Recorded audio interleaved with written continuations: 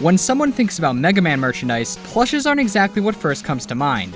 The series is more well known for its amazing lineup of figures based off of the property. While yes, tons of those lines are fantastic, Mega Man also has its fair share of great plush sets. Indeed, there are tons of Mega Man plushes ranging from many parts of the franchise. Many plushes exist based off of Battle Network, a few based off of Legends, etc. However, in this video, we'll be going all the way back to 1991 to cover this set of classic series Mega Man plushes. This set of 6 plushes were released by Capcom themselves around 1991 to 1992 to promote the newly released Mega Man 4. But here's the thing, this set isn't branded with anything relating to Mega Man 4 or Rockman 4. However, it has to be based off of that specific game, as not only was the set released around the time of the game's release, but Pharaoh Man is also part of the set. But due to the lack of branding, I've always referred to this set as simply the Mega Man UFO plush set, but technically it could be the Mega Man 4 UFO plush set. For the longest time, this set was one of the only classic series Mega Man plush sets. Nowadays, we have more plush sets from companies like Great Eastern Entertainment and Sine, but at one point, this was the Mega Man plush set. So, let's see how this set stacks up to the Mega Man plushes of today. Is this set still worth it? Let's find out. Welcome to a look back at the Mega Man UFO Catcher plush set.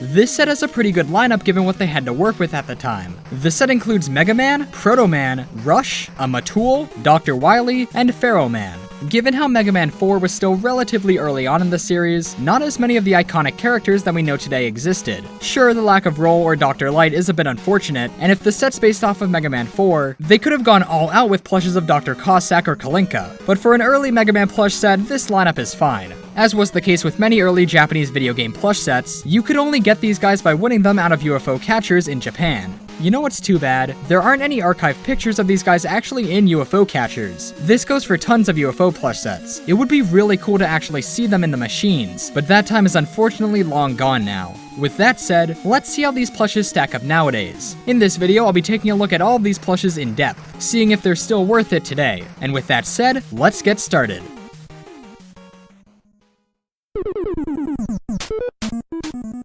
Here's the Mega Man in this set. Immediately, you can tell that this plush doesn't look quite like the artwork of Mega Man from the time. Instead, it has more of a chibi style to it. The whole set follows this chibi style, and for the most part, I think they pulled it off pretty well. The chibi style should be immediately apparent. While Mega Man is already a pretty round character, many of his details have been simplified and rounded to translate them better into a plush. With that said though, they captured all of his details very well. Mega Man's face is really well done. Many of his facial features are made of an overlay material, which can crack over time. It seems to be a pretty strong material, though there is still always the chance of them getting cracked or their color getting sun-faded or yellowed over time if you don't take care of them, but I tend to see a lot of these plushes without any cracking at all, which is remarkable for their age. Mega Man's face looks great. He has some nice shine details in his eyes, and his nose and mouth are simplistic but are really effective. A lot of this plush set's details are very simply applied. For example, Mega Man's earpieces are represented only by a blue circular piece of felt with a smaller red piece on top of them, and the other details on his helmet are also pieces of felt.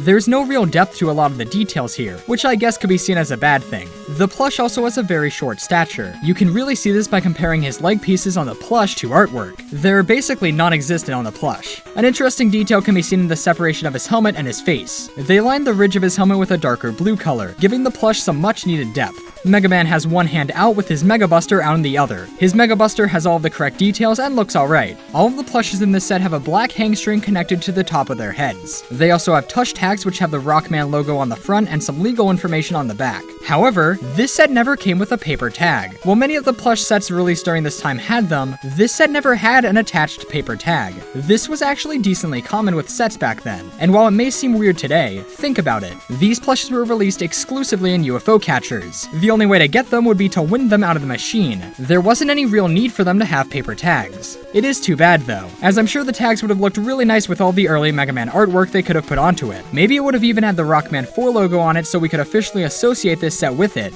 As for rarity, this set isn't that rare. They may seem that way, as they don't really show up too often on sites like eBay, but when they do show up, they really don't go for a lot of money. I rarely see the set go up for sale, in the US that is. Sites like Yahoo Japan Auctions, however, often have them, and they usually go for relatively cheap. I guess at this point with so many more options for Mega Man plushes, these are no longer in as high demand as they once were. Mega Man, of course being the most recognizable character of the series, I believe is the most common of the set. I'd say Mega Man will only run you around $25, if that. There's one tip I have when searching for these plushes. Remember, these were only released in Japan, so there is a chance that sellers will list these plushes as Rockman plushes and not Mega Man. But with that said, let's move on to the next plush.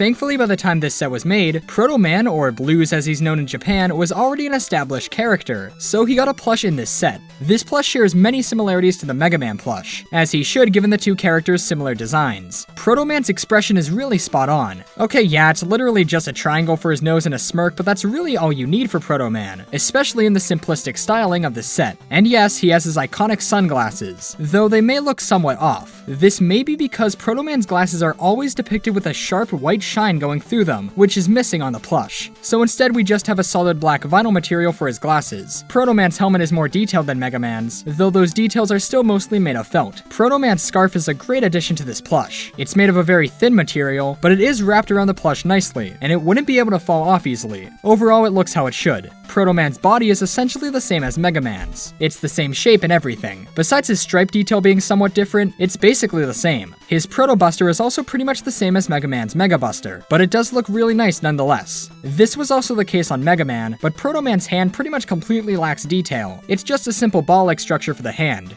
Another similarity that Proto Man shares with Mega Man is that he's not all that rare. There's been this one eBay listing for him that's been up for a really long time, and even that I think is asking too much for him. From what I've seen, this plush is worth close to what Mega Man's worth, around $20 to $25. He could be worth more in some people's eyes, but I think if you look hard enough, you can find him for that price.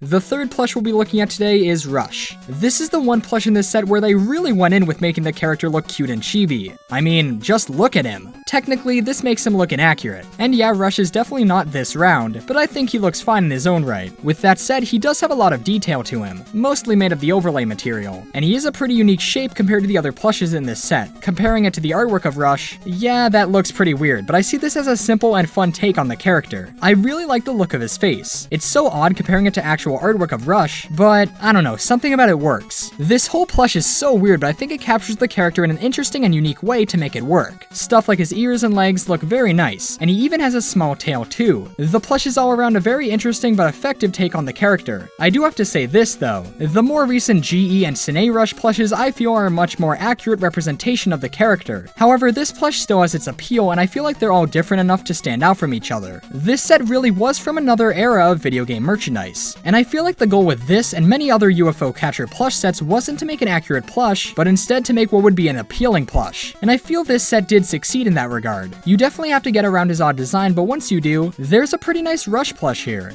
As for Rush's rarity, recently I saw one on eBay US for $25. He also usually goes for around $10 to $15 on Japanese auction sites, so like the rest of the set, he isn't that rare.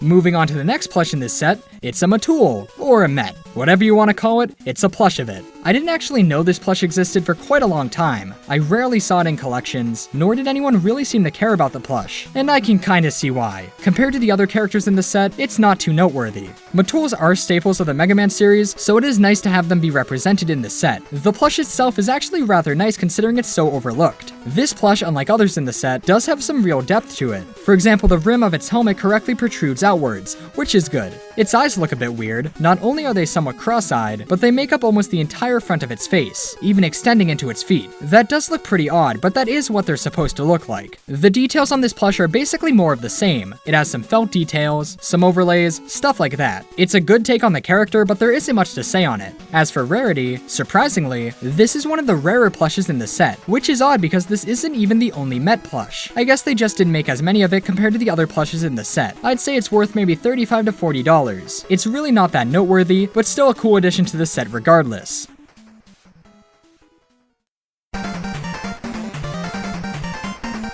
This right here is the only plush of Dr. Wily.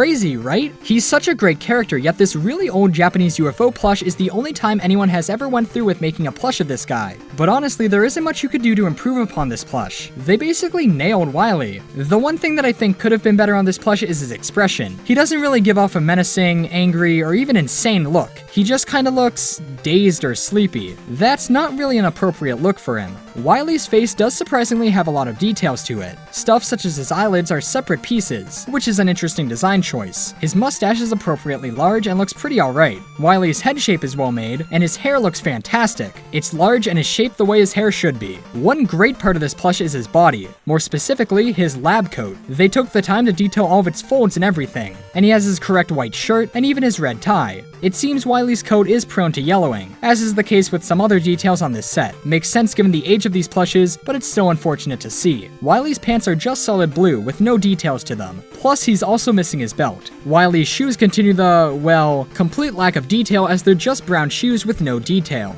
You know, it really is a good thing this set is so stylized, cause actually a lot of details are missing from them, but since it works with their style, it's fine. Now, this is currently the only plush of Dr. Wily out there. You'd think more companies would want to make stuff of him, but nope, this is it. However, even with this being the only plush of the character, he's still not that rare per se. He definitely goes for more than some of the other characters, but again, this set just isn't that demanded, so the prices for them really aren't that high despite them being decades old. I could see this guy going for around $30 to $35, though on a good day, he could probably go for less.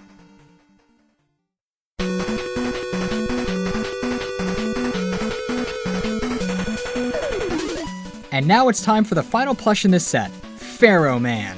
Wait, Pharaoh Man? Don't get me wrong, Pharaoh Man is awesome, but you do have to wonder why they made him out of all the other characters they could have made. There is a very real lack of Robot Master merchandise out there. Outside of a select few, barely any of them get any figures, plushes, or anything. Why is that? I think the problem with making merchandise based off of Robot Masters is that there are just so many of them. While yes, all of the Robot Masters have their own unique design and are their own characters, no company out there is going to realistically make figures or plushes for all of them, so they have to decide which ones to make.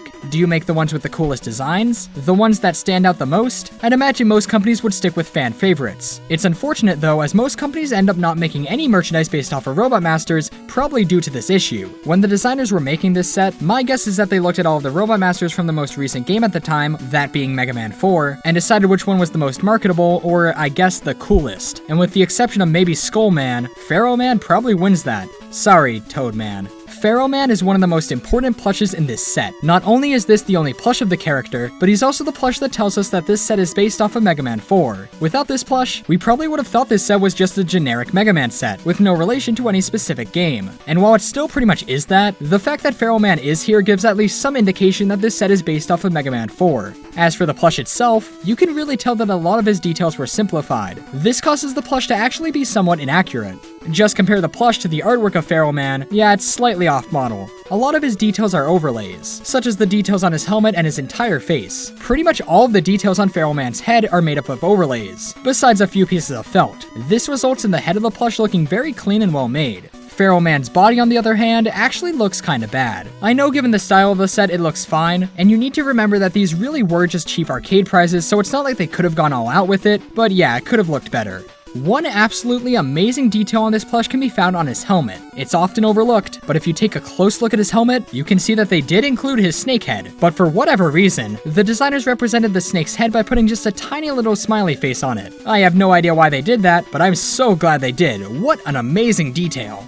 I do like this plush. Probably not my favorite in this set, but considering it's the only Pharaoh Man plush, and one of the only Robot Master plushes out there, it's good for what it is. Definitely could have been better, but still a nice representation of the character all things considered. As for rarity, you'd think Pharaoh Man would be the rarest in this set, but well, maybe he is. But it really doesn't matter because this set shows up so infrequently, we really can't gauge how much they're truly worth. I've seen this guy go for $30, $50, sometimes even more. I'd say he's worth around $35 to $45 max. He's hard to find, but really he's manageable, and if you look hard enough, you'll be able to find him for a good price.